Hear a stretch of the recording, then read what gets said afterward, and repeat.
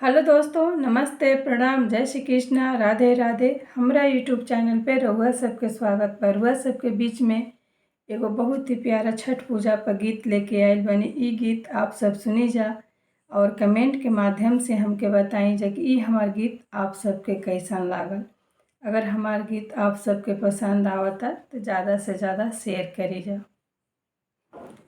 लला का पियर का हरियर का दौरा बिनाल चटकर, दौरा बिनाल चटकर। लाला का पियर का हरियर का दौरा बिनाल चटकर, दौरा बिनाल चटकर। से दौरा सजेली कवना दे, दौरा घाटे पहुँचाय, दौरा घाटे पहुँचाय।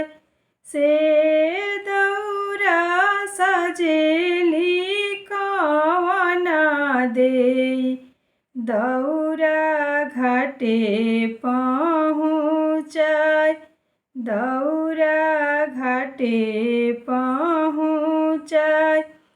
बान्हना कवना भैया पगरिया, दौरा घाटे पहुँचाय, दौरा घाटे पहुँचाय।